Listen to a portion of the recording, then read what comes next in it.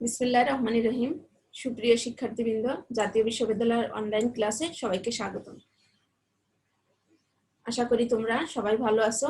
করোনাকালীন সময়ে তোমাদের শিক্ষা কার্যক্রম চলমান রাখার স্বার্থে জাতীয় বিশ্ববিদ্যালয় অনলাইন ক্লাসের আয়োজন করছে। তোমাদের সাথে এই অনলাইন ক্লাসে সংযুক্ত হতে পেরে আমি খুবই আনন্দিত। আশা করি তোমরা সবাই আমার এই অনলাইন লেকচারগুলো মনোযোগ সহকারে অনুসরণ করছো এবং স্বাস্থ্যবিধি মেনে নিজেদের পড়াশোনা ভালোভাবে চালিয়ে যাচ্ছ। তোমাদের সাথে ধারাবাহিকভাবে আমি রয়েছি রহিমা খাতুন, প্রভাষক হিসাব বিজ্ঞান বিভাগ, সরকারি MM কলেজ, যশোর। তোমরা যারা হিসাব বিজ্ঞান বিভাগে জাতীয় বিশ্ববিদ্যালয়ের মাস্টার্স প্রিলিমিনারি প্রোগ্রামে অধ্যয়নরত, তাদের বাজারজাতকরণ নীতিমালা কোর্সটির পাঠদান কার্যক্রম আমি 12টি অনলাইন লেকচারের মাধ্যমে সম্পন্ন করব। আজকে তোমাদের সাথে রয়েছি 6 নম্বর লেকচার নিয়ে। ইতিমধ্যে তোমাদের সাথে 5টি অনলাইন লেকচার সম্পন্ন করেছি। আজকের লেকচারের শিরোনাম বাজার বিভক্তিকরণ, যেটা 4র্থ অধ্যায়। চলো এবার আমরা মূল আলোচনায় যাই। দেখো আজকের লার্নিং আউটকাম বা শিক্ষণফল বা পাঠ্যসূচি। বাজার বিভক্তিকরণ, ক্রেতামুখী বাজারজাতকরণ কৌশল নকশায়নের প্রধান পদক্ষেপ সমূহ, বাজার বিভক্তিকরণের স্তরসমূহ বা উপাদান, ভোক্তা বাজার বিভক্তিকরণ, ব্যবসায় বাজার বিভক্তিকরণ, কার্যকর বাজার বিভক্তিকরণের আবশ্যকীয় শর্তসমূহ, বাজার লক্ষ্য নির্দিষ্টকরণের পদক্ষেপসমূহ, পৃথকীকরণ ও অবস্থান গ্রহণ কৌশল পছন্দকরণ, industrial market and consumer market. এবার আমরা দেখো মূল বিষয়ে আসি। মার্কেট সেগমেন্টেশন, বাজার বিভক্তিকরণ। বাজার বিভক্তিকরণ স্বাভাবিক অর্থে আমরা জানি যে সকল কাস্টমার বা সকল ক্রেতার আয়, রুচি, অভ্যাস, ক্রেতার ক্রয় ক্ষমতায় একরকম নয়। এজন্য সকল কাস্টমারকে টার্গেট করে পণ্য উৎপাদন কিংবা সকল কাস্টমারের সন্তুষ্টি বিধান একই পণ্য দ্বারা কখনো সম্ভব হয় না। সেজন্য বাজারকে ক্ষুদ্র ক্ষুদ্র অংশে বিভক্ত করাকেই বাজার বিভক্তিকরণ বা মার্কেট সেগমেন্টেশন বলা হয়। তোমরা জানো ফিলিপ কটলার মার্কেটিং এর জনক। Philip Kotler says market segmentation is the subdividing of customers into homogeneous subset of customers where any subset may conceivably selected as market target to be reached with distinct marketing mix. বাজার বিভক্তিকরণ হলো এমন একটা subset বা বিভিন্ন গ্রুপে ভাগ করা, বিভিন্ন উপদলে বিভক্তকরণ সমজাতীয় কাস্টমারদের, যাদের একই ধরনের পণ্যদ্রব্য কিংবা বাজারজাতকরণ মিশ্রণ প্রয়োজন হয়। সর্বোপরি কি দাঁড়ালো যে বাজার বিভক্তিকরণ হলো কাস্টমারদের সন্তুষ্ট বিধানের জন্য একটি বাজারকে, বৃহৎ বাজারকে ক্ষুদ্র ক্ষুদ্র অংশে বিভক্ত করাকে বাজার বিভক্তকরণ বা মার্কেট সেগমেন্টেশন বলা হয়। দেখো মার্কেট সেগমেন্টেশন ডেমোগ্রাফিক্স, জনসংখ্যা বিষয়ক, এজ, জেন্ডার, ইনকাম এগুলো আছে। জিওগ্রাফিক্স, ভৌগোলিক বিষয়, area, country, region, psychologics, attitude, activities, values, behavioural, ব্যবহারিক, ব্যবহারগত, আচরণগত, পারচেস প্যাটার্নস, ইউজেস। এখানেও চিত্র আছে মার্কেট সেগমেন্টেশন। মার্কেট সেগমেন্টেশন এর সংজ্ঞা দেখো, বাজার বিভক্তিকরণ হলো বাজারকে বিভিন্ন দলে, গ্রুপে, চ্যানেলে ভাগ করা যেন কাস্টমারদের সন্তুষ্ট বিধান করা সম্ভব হয়, কারণ একই প্রোডাক্ট দিয়ে সব কাস্টমারকে পরিপূর্ণভাবে স্যাটিসফাইড করা সম্ভব হয় না। এই সংজ্ঞাগুলো আরো ভালোভাবে দেখবে। এবার আমরা দেখো আসি পরবর্তী বিষয়, ক্রেতামুখী বাজারজাতকরণ কৌশল নকশায়নের প্রধান পদক্ষেপ সমূহ। ক্রেতামুখী বাজারজাতকরণ অবশ্যই ক্রেতামুখী, কাস্টমার ওরিয়েন্টেড হতে হবে। কাস্টমার ওরিয়েন্টেড না হলে সেই বাজারজাতকরণ কার্যক্রম সফলভাবে তার কার্যক্রম পরিচালনা করতে পারবে না। এখন ক্রেতামুখী বাজারজাতকরণ কৌশল নকশায়নের কিছু পদক্ষেপ বা ধাপ অনুসরণ করতে হয়। কি কি? অভিষ্ট ক্রেতাদের জন্য ভ্যালু সৃষ্টি, আগে টার্গেটেড কাস্টমার নির্দিষ্ট করে নিতে হবে। বাজার বিভক্তিকরণটাই মূলত এই যে অভিষ্ট ক্রেতাকে নির্দিষ্ট টার্গেট করে। এখন দেখো কি কি কৌশল বা পদক্ষেপ সমূহ গ্রহণ করা হয়। বিভক্তিকরণ, বাজার প্রথমে বিভক্তিকরণ করা, সমগ্র বাজারকে বিভিন্ন ক্ষুদ্র ক্ষুদ্র উপদলে বা গ্রুপে ভাগ করাকে বাজার বিভক্তিকরণ বলা হয়। তারপর দেখো বাজার লক্ষ্য নির্দিষ্টকরণ। তুমি কোন বাজারে প্রবেশ করবে, তুমি সব বাজারে সব তোমার উৎপাদিত প্রোডাক্ট দিয়ে সব কাস্টমারের চাহিদা পূরণ করা সম্ভব নয়, তাই তুমি বাজার লক্ষ্য নির্দিষ্টকরণ করলে যে এই ধরনের কাস্টমারদের, মধ্যবিত্ত কাস্টমারদেরকে টার্গেট করে তুমি বাজার নির্দিষ্টকরণ করলে বা পণ্য উৎপাদন করলে, কিংবা উচ্চবিত্তদের কিংবা সব শ্রেণীর কাস্টমারদেরকে লক্ষ্য করে তুমি বাজার নির্দিষ্টকরণ করবে। আগে তোমাকে বাজার সিলেক্ট করতে হবে যে আমি এই শ্রেণীর বা এই বাজারকে টার্গেট করে পণ্য উৎপাদন করছি, বাজারজাতকরণ করছি। পৃথকীকরণ, প্রতিযোগী পণ্য থেকে তোমার পণ্যকে আলাদা করাকে, স্বতন্ত্র করাকে পৃথকীকরণ বলা হয়। তারপরে ফাইনালি অবস্থান গ্রহণ, বাজারে তোমার অবস্থান গ্রহণ, তোমার সুনাম, অবস্থান কৌশল ধরে রাখা কে অবস্থান গ্রহণ বলা হয়। প্রতিযোগী প্রতিষ্ঠান থেকে তোমার পণ্য কেন কাস্টমাররা ক্রয় করবে, সেটা তোমার অবস্থান গ্রহণের উপর নির্ভর। তাহলে এই 4টি বিষয় তোমাকে ক্রেতামুখী বাজারজাতকরণ কৌশল নকশায়নের পদক্ষেপ হিসেবে বিবেচনায় রাখতে হবে। Designing A customer driving marketing strategy. Segmentation, divided the total market into smaller segments, সমগ্র বাজারকে বিভিন্ন ক্ষুদ্র ক্ষুদ্র ভাগে ভাগ করা। তারপর targeting, select the segment or segments to enter, কাকে তুমি টার্গেট করবে সেটা বাজার লক্ষ্য নির্দিষ্টকরণ আগে। Divided on a value of প্রপোজিশনস। Differentiation, পৃথকীকরণ। ডিফারেন্সিয়েশন কি, তুমি কাস্টমারদের থেকে, প্রতিযোগীদের থেকে কাস্টমারদের বেশি সুপেরিয়র কাস্টমার ভ্যালু দেবে, উৎকৃষ্টতর কাস্টমার ক্রেতা ভ্যালু সৃষ্টি করবে। পজিশনিং, পজিশনিং তোমার পণ্যটা কেন কাস্টমারদের বারবার মনে করতে হবে।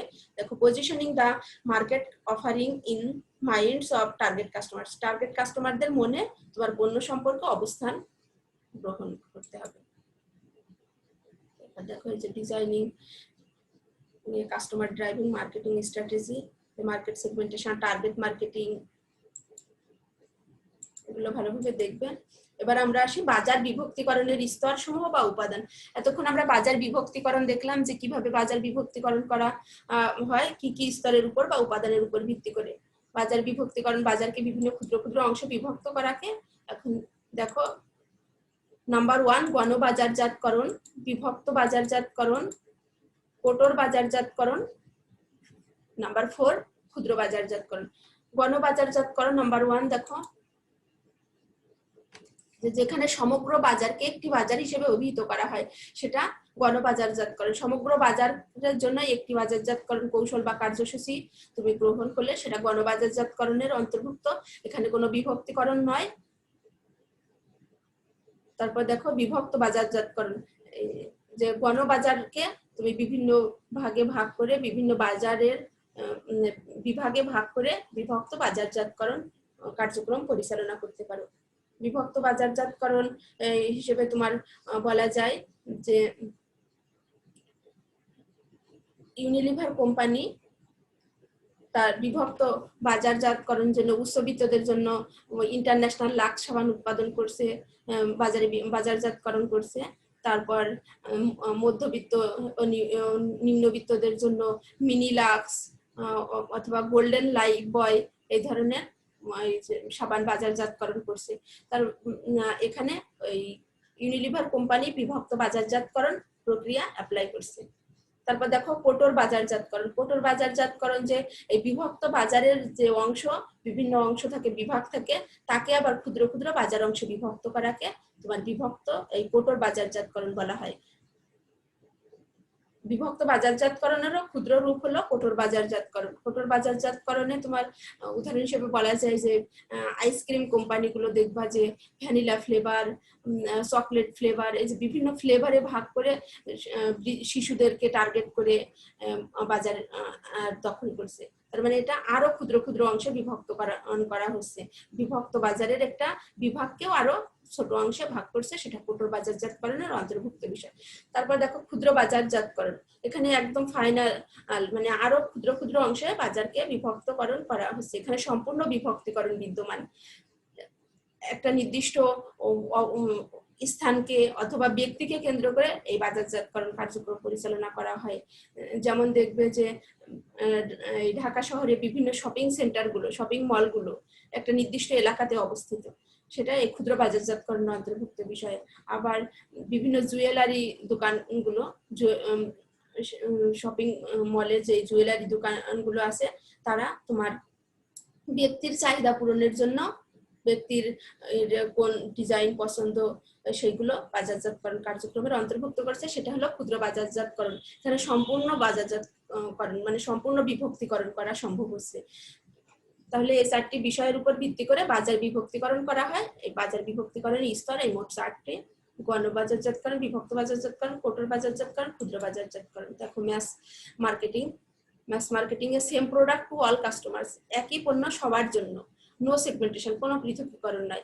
সেগমেন্ট মার্কেটিং, বাজার বিভক্তিকরণের different products to one or more segments, different ভিন্ন ভিন্ন প্রোডাক্ট দ্বারা ভিন্ন ভিন্ন কাস্টমারদের চাহিদা পূরণ করা হয়। নিশ মার্কেটিং, কোটর বাজারজাতকরণ, different products to subgroups within segments, different product দ্বারা সাবগ্রুপ বিভিন্ন আরো গ্রুপকে সন্তুষ্ট করা হয়। মোর সেগমেন্টেশন, এখানে সেগমেন্ট মার্কেটিং এ সাম সেগমেন্টেশন মানে অল্প পৃথকীকরণ কিছু, আর মোর বেশি পরিমাণে পৃথকীকরণ।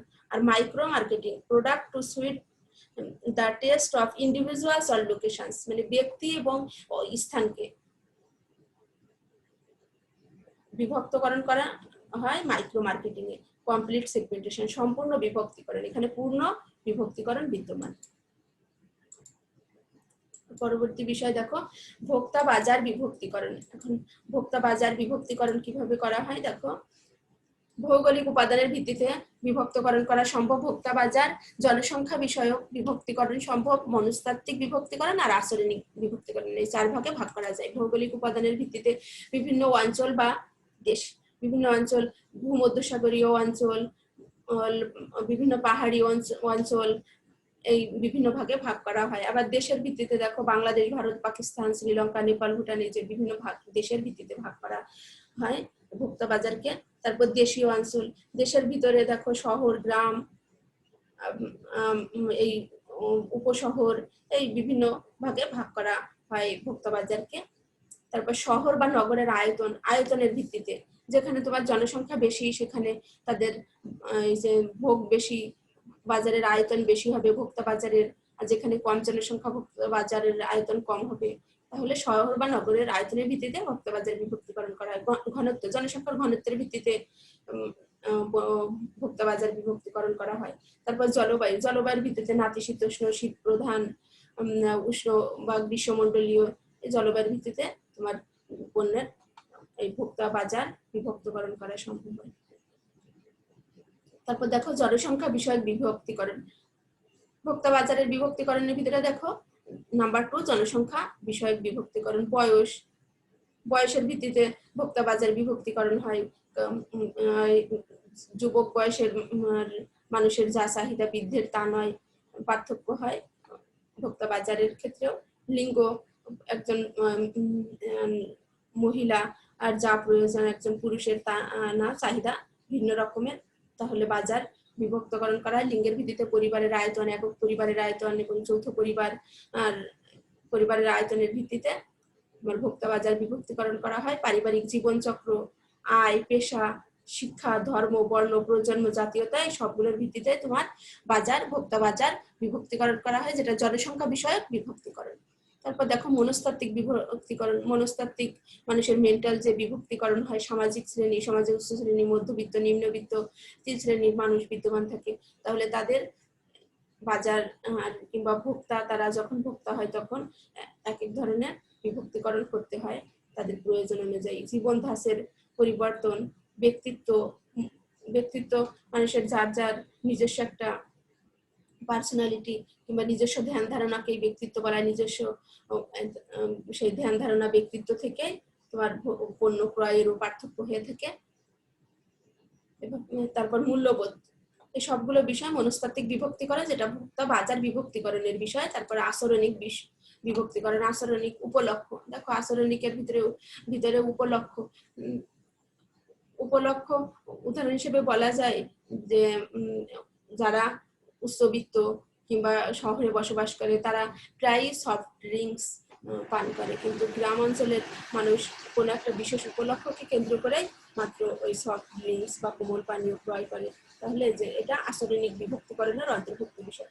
প্রত্যাশিত সুবিধা সমূহ, কি কি প্রত্যাশিত সুবিধা পাবে প্রোডাক্ট থেকে, কি সুবিধা প্রত্যাশা করছে তার ভিত্তিতে আচরণিক বিভক্তিকরণ করা হচ্ছে। ব্যবহারিক মর্যাদা, মর্যাদা ব্যবহার করে কি ধরনের মর্যাদা ফিল করা হয়, প্রোডাক্টটা যদি বেশি ব্যয়বহুল হয় ব্যবহারকারী মর্যাদা বাড়বে, তাহলে তার ভিত্তিতে বাজার বিভক্তিকরণ করা হচ্ছে ভোক্তা বাজার। ব্যবহারের হারের ভিত্তিতে আনুগত্য মর্যাদা, ক্রেতার প্রস্তুতি পর্ব, পণ্যের প্রতি মনোযোগী, সবগুলো আচরণিক বিভক্তিকরণের অন্তর্ভুক্ত বিষয়, যেটা ভোক্তা বাজার বিভক্তিকরণের অন্তর্ভুক্ত। তাহলে এই 4টি বিষয় ভোক্তা বাজার বিভক্তিকরণের বিষয়। দেখো মার্কেট সেগমেন্টেশন, ডেমোগ্রাফিক্স, জিওগ্রাফিক্স, জনসংখ্যা বিষয়ক, দেখো age, marital status, gender, ethic background, income, geographic, local, regional, national, international, psychological, বিহেভিয়ারের, আচরণিক বৈশিষ্ট্য, এগুলো ভালোভাবে দেখবে চিত্রগুলো। Types of market segmentation. এবার ব্যবসায় বাজার বিভক্তিকরণ। এতক্ষণ আমরা দেখলাম ভোক্তা বাজার বিভক্তিকরণ, এখন দেখি ব্যবসায় বাজার বিভক্তিকরণ। ব্যবসায় বাজার বিভক্তিকরণের বিষয়গুলো তোমার 5 ভাগে ভাগ করা হচ্ছে। জনসংখ্যা বিষয়ক বিভক্তিকরণ, পরিচালনা বিষয়ক বিভক্তিকরণ, ক্রয় অ্যাপ্রোচের ভিত্তিতে বিভক্তিকরণ, পরিস্থিতিগত উপাদানের ভিত্তিতে বিভক্তিকরণ আর ব্যক্তিগত বৈশিষ্ট্যের ভিত্তিতে বিভক্তিকরণ। দেখো জনসংখ্যা বিষয়ক শিল্পের প্রকৃতি কোন ধরনের তার উপর নির্ভর করে তোমার ব্যবসায় বাজার বিভক্তকরণ করা হয়। কোম্পানির আয়তন বড়, ছোট, মাঝারি, কি রকম তার ভিত্তিতে বিভক্তকরণ করা হয়। অবস্থান, কোথায় অবস্থিত সেই কোম্পানি বা ব্যবসায় প্রতিষ্ঠান বা সংগঠন, তার ভিত্তিতে বিভক্তকরণ করা হয়। এই 3টি বিষয় জনসংখ্যা বিষয়ক বিভক্তিকরণ। তারপর দেখো পরিচালনা বিষয়ক বিভক্তিকরণ।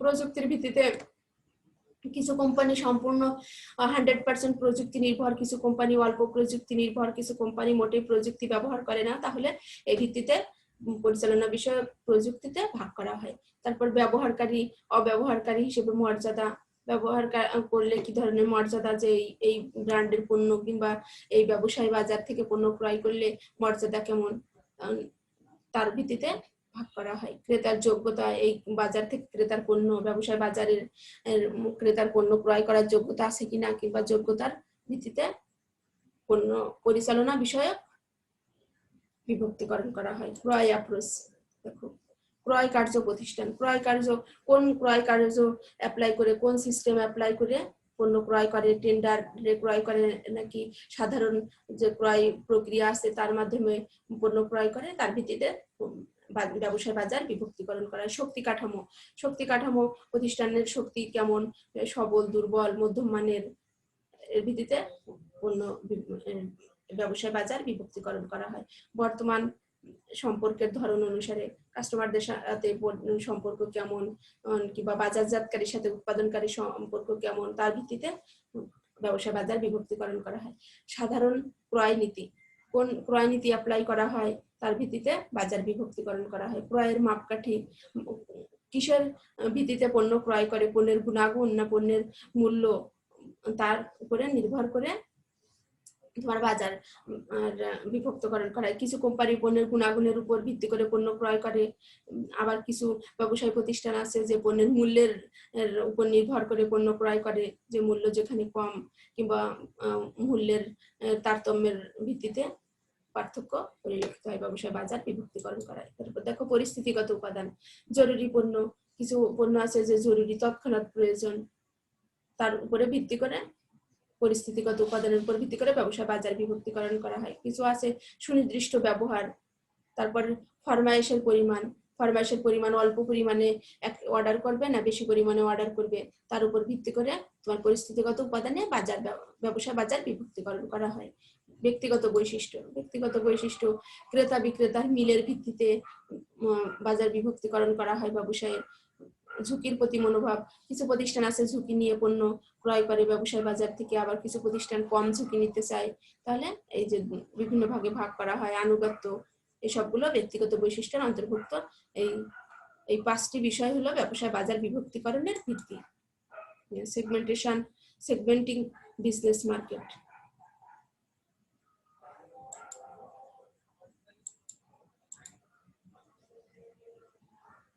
এবার আসি পরবর্তী বিষয়, কার্যকর ও বাজার বিভক্তিকরণের আবশ্যকীয় শর্ত সমূহ। বাজার বিভক্তিকরণ এতক্ষণ করলে, কিন্তু বাজার বিভক্তিকরণ তোমার যদি কার্যকরী বা ইফেক্টিভ না হয় তাহলে সেই প্রতিষ্ঠানের সফলতা অর্জন সম্ভব না। তাহলে অবশ্যই তোমাকে বাজার বিভক্তিকরণের সময় বাজার বিভক্তিকরণটা কার্যকর হলো কিনা সেটা বিবেচনায় রাখতে হবে। আর কার্যকর বাজার বিভক্তিকরণের কিছু শর্ত আছে, শর্তগুলো দেখো। পরিমাপযোগ্য, অবশ্যই কার্যকর বাজার বিভক্তিকরণের সময় পরিমাপযোগ্য হতে হবে। যে তুমি এমন ভাবে বাজার বিভক্তিকরণ করলে যে সেটা পরিমাপযোগ্যই হলো না, তাহলে বাজার বিভক্তিকরণ তোমার কোনো কাজেই আসবে না। প্রবেশ যোগ্য, ক্রেতা সাধারণের প্রবেশ যোগ্য হতে হবে। তুমি প্রবেশ যোগ্য যদি না করো তাহলে সেটা বাজার বিভক্তিকরণের সফলতা তুমি প্রতিষ্ঠানের জন্য বয়ে আনতে পারবে না। তারপর পর্যাপ্ততা, পণ্য সম্পর্কে পর্যাপ্ত জ্ঞান তথ্য কাস্টমারকে জানাতে হবে। তারপর পৃথকীকরণ, বিভিন্ন ভাবে প্রতিযোগী থেকে তোমাকে পণ্য পৃথকীকরণ করতে হবে। কার্যোপযোগী, পণ্যটা অবশ্যই কার্যোপযোগী হতে হবে। তার মানে যখন তুমি বাজার বিভক্তিকরণ করবে এই বিষয়গুলো বিবেচনায় রেখে বা এই বিষয় শর্তসমূহ আবশ্যক বাজার বিভক্তিকরণের সময়। পরিমাপযোগ্য, গ্রহণযোগ্য, পর্যাপ্ততা, পৃথকীকরণ, কার্যোপযোগী, এগুলো শর্তসমূহ। তারপর দেখো এই যে requirements of effective segmentation. Effective সেগমেন্টেশনের সময় কি কি বিষয় তোমাকে বিচার করতে হবে? মেজারেবল, অবশ্যই পরিমাপযোগ্য হতে হবে। কিসে? Size, purchasing power, profiles of segmentation can B measured. তুমি যে বিভক্তকরণ করলে তার সাইজ, আকার, পারচেজিং পাওয়ার, ক্রয় ক্ষমতা, প্রোফাইলস অফ সেগমেন্টেশন, সেগমেন্টেশনের যে প্রোফাইল আছে সেটা অবশ্যই পরিমাপযোগ্য হতে হবে। অ্যাসেসিবল, প্রবেশযোগ্য। Segmentation can be effectively reached and served, অবশ্যই কার্যকরভাবে পৌঁছাতে হবে এবং সেবা দিতে হবে। তারপর দেখো সাবস্টেন্সিয়াল, পর্যাপ্ততা হতে হবে। Segments are large or profitable enough to serve, সেবা দিচ্ছ সেটা অবশ্যই লার্জ হতে হবে এবং প্রফিটেবল এনাফ হতে হবে, মুনাফাযোগ্য হতে হবে। ডিফারেন্সিয়াল, পৃথকীকরণ হতে হবে। আর অ্যাকশনেবল, কার্যোপযোগী হতে হবে। এবার দেখো পরবর্তী বিষয়, বাজার লক্ষ্য নির্দিষ্টকরণের পদক্ষেপ সমূহ। বাজার লক্ষ্য নির্দিষ্টকরণের পদক্ষেপ সমূহকে 3 ভাগে ভাগ করা যায়। বাজার বিভাগ সমূহ মূল্যায়ন, অভিষ্ট বাজার বিভাগ সমূহ নির্বাচন। প্রথমে বাজার বিভাগ মূল্যায়ন করে অভিষ্ট বাজার বিভাগ নির্বাচন করতে হবে, তারপর সামাজিক দায়িত্বশীল অভিষ্ট বাজারজাতকরণ কার্যক্রম করতে হবে। দেখো evaluation market segment size and growth বিবেচনা করতে হবে। সেগমেন্ট পৃথকীকরণের সময় আয়তন এবং প্রবৃদ্ধি বিবেচনায় রাখতে হবে। সেগমেন্ট স্ট্রাকচারাল অ্যাট্রাকটিভনেস, পৃথকীকরণের যে কাঠামোগত আকর্ষণীয়তা আছে সেটা বিবেচনায় রাখতে হবে। কোম্পানি অবজেক্টিভস অ্যান্ড রিসোর্স, কোম্পানির উদ্দেশ্য সমূহ এবং সম্পদ সমূহ ইভ্যালুয়েটিং করতে হবে, মূল্যায়ন করতে হবে তোমাকে। তারপর দেখো selecting target market segmentation, undifferentiated mass marketing, যখন তুমি গণবাজারজাতকরণ করবে, যখন কোনো বিভক্তিকরণ থাকবে না। তারপর ডিফারেন্সিয়েটেড সেগমেন্টিং মার্কেটিং, যখন বাজার বিভক্তিকরণ করবে। তারপর দেখো কনসান্ট্রেটেড বা নিশ মার্কেটিং, যখন কোটর বাজারজাতকরণ করবে তখন আরো বিভিন্ন ক্ষুদ্র অংশে ভাগ করবে। Micro marketing, local or individual, বিভিন্ন ব্যক্তি এবং অবস্থানকে, এলাকাকে টার্গেট করে মাইক্রো মার্কেটিং বা মাইক্রো মার্কেটিং করা হয়, ক্ষুদ্র বাজারজাতকরণ। টার্গেট মার্কেটিং দেখো সোশ্যালি রেসপন্সিবল টার্গেটিং, সোশ্যালি যারা সামাজিকভাবে দায়বদ্ধ তাদেরকে টার্গেট করতে হবে। Some segments specially children are at special risk, চিলড্রেনদের, শিশুদের নিয়ে কাজ করতে হবে আলাদাভাবে। তারপর many potential abuse on the internet including third internet shoppers, মানে তোমার যে ইন্টারনেট তথ্যের অবাধ প্রবাহটা বন্ধ করতে হবে। তারপর controversy workers when the methods used are questionable, যে বিভিন্নভাবে বিজ্ঞাপনের মাধ্যমে, অতিরঞ্জিত বিজ্ঞাপনের মাধ্যমে প্রভাবিত করে কাস্টমারকে ঠকানো হয়, সেটা বন্ধ করতে হবে। সামাজিক দায়বদ্ধতার এই বিষয়গুলো বিবেচনায় রাখতে হবে। এবার আমরা আসি পরবর্তী বিষয়, পৃথকীকরণ ও অবস্থান গ্রহণ কৌশল পছন্দকরণ। দেখো, পৃথকীকরণ ও অবস্থান গ্রহণ কৌশল পছন্দকরণের কি কি বিষয় বিবেচনায় রাখতে হয়? সম্ভাব্য প্রতিযোগিতামূলক সুবিধা চিহ্নিতকরণ, সঠিক প্রতিযোগিতামূলক সুবিধাসমূহ পছন্দকরণ, আর সার্বিক অবস্থান কৌশল গ্রহণ কৌশল নির্বাচন। তাহলে দেখো, সম্ভাব্য প্রতিযোগিতামূলক সুবিধাসমূহ চিহ্নিতকরণের মধ্যে কি কি বিষয় আছে? সম্ভাব্য প্রতিযোগিতামূলক সুবিধাসমূহ চিহ্নিতকরণ, প্রতিযোগী যে কোনো প্রতিষ্ঠান থেকে তোমাকে অন্য প্রতিযোগীদের থেকে সুবিধাসমূহ চিহ্নিত করতে হবে। সম্ভাব্য পণ্য পৃথকীকরণ করা যায়, সেবা পৃথকীকরণ প্রণালী পৃথকীকরণ, ব্যক্তি পৃথকীকরণ, ভাবমূর্তি পৃথকীকরণ। পণ্য, প্রতিযোগী যে কোনো কোম্পানির পণ্য থেকে তোমার পণ্য আলাদা করতে হবে, স্বতন্ত্র করতে হবে। সেবা পৃথকীকরণ, তুমি প্রতিযোগী অন্য যে কোনো কোম্পানি যেভাবে সেবা দিচ্ছে পণ্য সম্পর্কে, তার থেকে বেশি সেবা দেওয়ার চেষ্টা করতে হবে, যেন বাসায় যে মেরামত সুবিধা কিংবা পণ্য সম্পর্কে বিভিন্ন পরামর্শ দিয়ে সেবা করা যায়। প্রণালী পৃথকীকরণ, প্রতিযোগী অন্য যে কোনো কোম্পানি থেকে প্রণালীতে বন্টন প্রণালী তুমি বেশি ব্যবহার করতে পারো, করে তোমার প্রতিযোগিতামূলক সুবিধাসমূহ তুমি চিহ্নিত করলে। ব্যক্তি পৃথকীকরণ, তুমি তোমার প্রতিষ্ঠানে আরো আকর্ষণীয়, স্মার্ট, দক্ষ, অভিজ্ঞ ম্যানেজার, বিক্রয় কর্মী পৃথকীকরণ করতে পারবে। ভাবমূর্তি পৃথকীকরণ, তোমার প্রতিষ্ঠান সম্পর্কে পজিটিভ ইমেজ হয় এরকম কিছু ভাবমূর্তি তুমি প্রতিযোগী প্রতিষ্ঠান থেকে পৃথকীকরণ করতে পারো। যেমন দেখো, যে আমেরিকান যে টোবাকো কোম্পানি আছে, তারা বিনামূল্যে গাছের চারা দিয়ে তাদের ভাবমূর্তি পৃথকীকরণ করছে। তারপর আমাদের দেশের বিভিন্ন কোম্পানি আছে যারা বিনামূল্যে চিকিৎসা সেবা দিচ্ছে। তারপর ডাচ বাংলা ব্যাংকের ভাবমূর্তি, যে ছেলে হোক মেয়ে হোক দুটি সন্তান যথেষ্ট, এখন বলছে যে একটি সুসন্তান একটি হলে যথেষ্ট।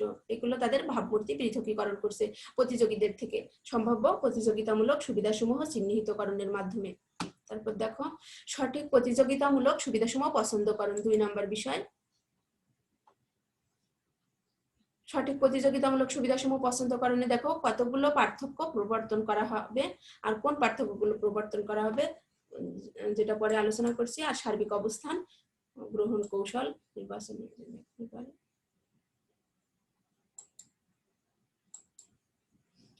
যে সম্ভাব্য প্রতিযোগিতামূলক সুবিধাসমূহ চিহ্নিতকরণ করার সময় তুমি কি কি করতে পারো? যে মানসম্পন্ন পণ্য সরবরাহ করবে, প্রতিযোগীদের চাইতেও তুমি তোমার পণ্য মানসম্পন্ন করে সরবরাহ করবে, প্রতিযোগিতার তুলনায় কম মূল্যে পণ্য নির্ধারণ করতে পারো। বিক্রয়োত্তর সেবা প্রদানের মাধ্যমে তুমি তোমার পণ্যকে পৃথকীকরণ করতে পারো সম্ভাব্য প্রতিযোগিতামূলক সুবিধাসমূহ চিহ্নিত করার মাধ্যমে, যেগুলো তোমার যে পণ্য পৃথকীকরণ, সেবা পৃথকীকরণ, প্রণালী পৃথকীকরণ, ব্যক্তি পৃথকীকরণ, ভাবমূর্তি পৃথকীকরণের অন্তর্ভুক্ত বিষয়। তারপরে দেখো, সঠিক প্রতিযোগিতামূলক সুবিধাসমূহ পছন্দকরণ। সঠিক প্রতিযোগিতামূলক সুবিধা কি কি? কতগুলো পার্থক্য প্রবর্তন করা হবে আর কোন পার্থক্যগুলো প্রবর্তন করা হবে? কতগুলো পার্থক্য প্রবর্তন করা হবে? দেখো, নিম্ন অবস্থান কৌশল, যখন তোমার প্রতিষ্ঠানের সব থেকে খারাপ অবস্থান থাকে তখন তোমাকে নিম্ন অবস্থান কৌশল অ্যাপ্লাই করতে হয়। এখানে প্রতিষ্ঠানের লোকসান হয়, প্রতিষ্ঠান সফলতার মুখ কম দেখে।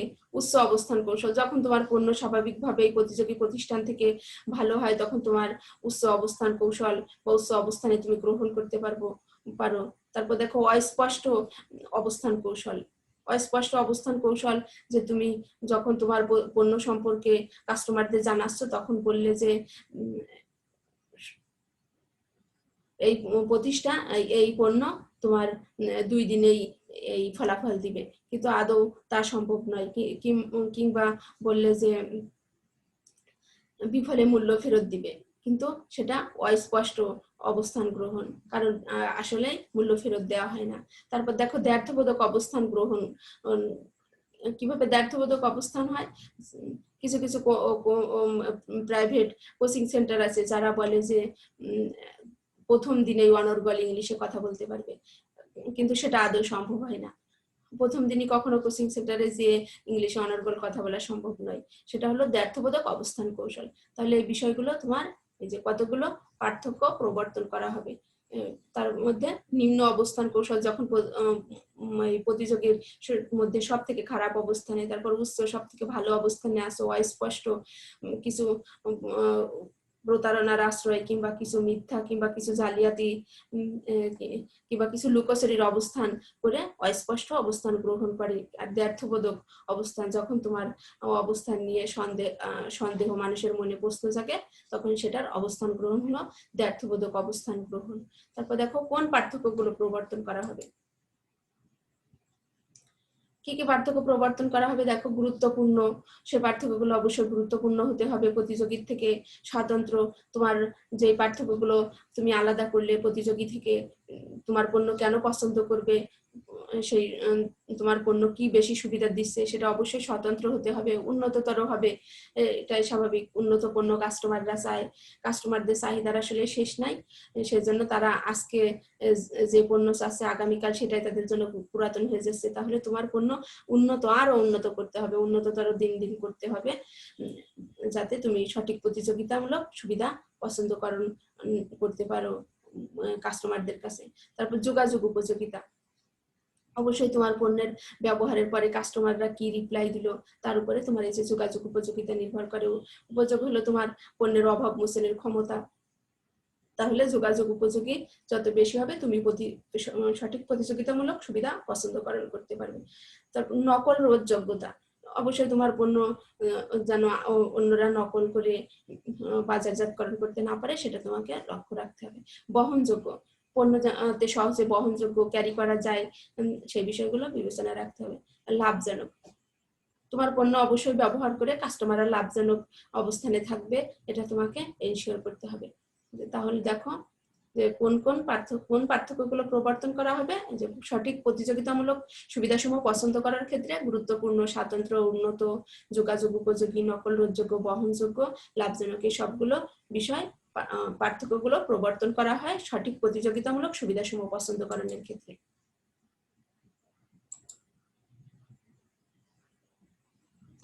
তারপরে দেখো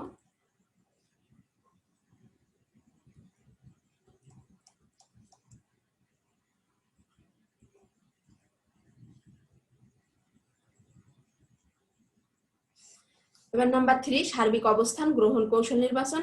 আমরা এতক্ষণ নাম্বার 1 আর 2 নিয়ে আলোচনা করলাম, এবার নাম্বার 3 সার্বিক অবস্থান গ্রহণ কৌশল নির্বাচন।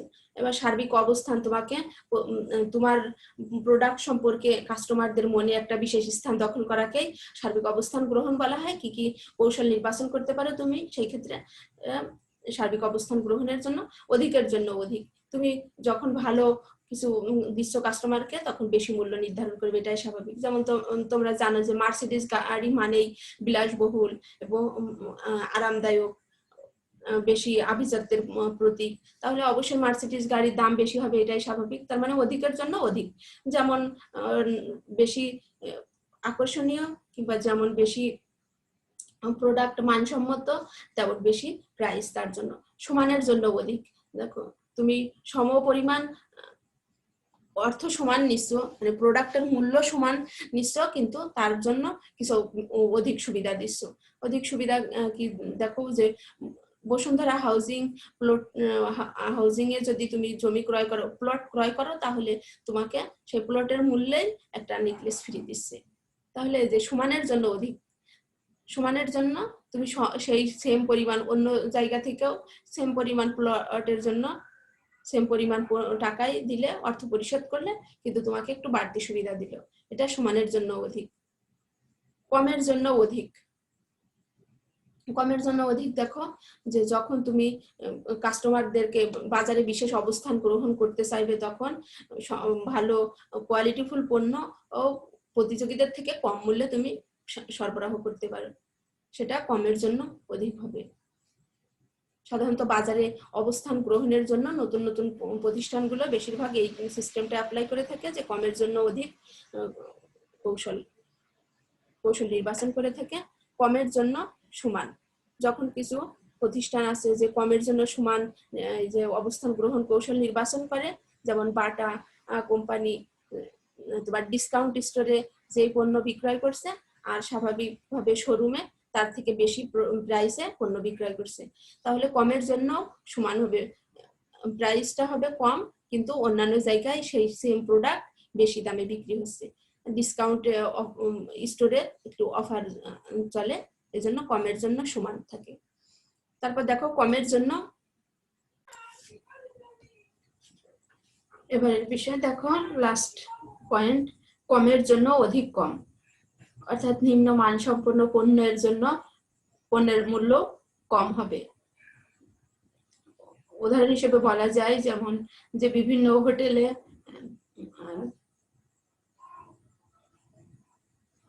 বিভিন্ন সুযোগ সুবিধা যেমন টেলিভিশন, এসি, টেলিফোন এই সুবিধাগুলো না দিয়ে, সুইমিং পুল এই সুবিধাগুলো না দিয়ে শুধু থাকার জন্য একটা মিনিমাম প্রাইস নির্ধারণ করা।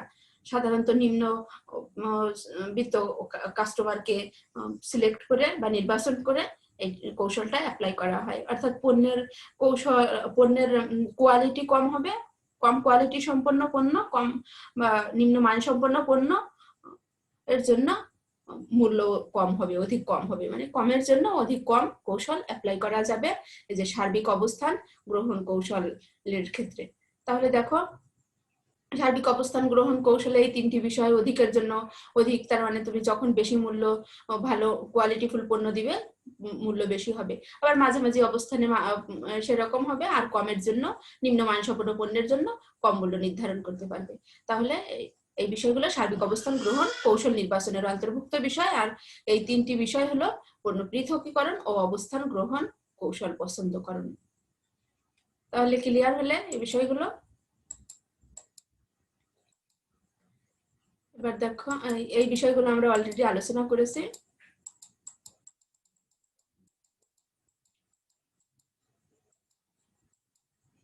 দেখো এখানে তোমাদের জন্য অনুশীলন আছে কিছু, যেগুলো আজকের এই অনলাইন লেকচার মনোযোগ সহকারে অনুসরণ করার পর আশা করি সবগুলো প্রশ্নের উত্তর ভালোভাবে দিতে পারবে। দেখো আমরা ইতিমধ্যে আলোচনা করেছি ক্রেতামুখী বাজারজাতকরণ কৌশল নকশায়নের প্রধান পদক্ষেপ সমূহ, বাজার বিভক্তিকরণ স্তর সমূহ, ভিত্তি সমূহ, কার্যকর বাজার বিভক্তিকরণ আবশ্যকীয় শর্ত সমূহ, বাজার লক্ষ্য নির্দিষ্টকরণ, নির্দিষ্টকরণের মধ্যে দেখো অবিষ্ট বাজার বিভাগ মূল্যায়ন, অবিষ্ট বাজার বিভাগ সময় নির্বাচন, সামাজিক দায়িত্বশীল অবিষ্ট বাজারজাতকরণ, বাজারের অবস্থান গ্রহণ, পৃথকীকরণ ও অবস্থান গ্রহণ কৌশল পছন্দকরণ, এই সবগুলো বিষয় ইতিমধ্যে আমরা আলোচনা করেছি। তাহলে এই লেকচারটা মনোযোগ সহকারে অনুসরণ করার পর তোমরা এই সবগুলো বিষয় ভালোভাবে উত্তর করতে পারবে আশা করি। আর দেখো এখানে তথ্যসূত্র দেয়া আছে তোমাদের জন্য, তোমরাও এই তথ্যসূত্র থেকে তথ্য কালেক্ট করবে, যে কোনো বিষয় লিখে সার্চ দিয়ে পেয়ে যাবে এই প্রিন্সিপালস অফ মার্কেটিং সম্পর্কিত যে কোনো টপিকস। এই তথ্যসূত্র কাজে লাগিয়ে আমার এই অনলাইন লেকচার সম্পন্ন করেছি।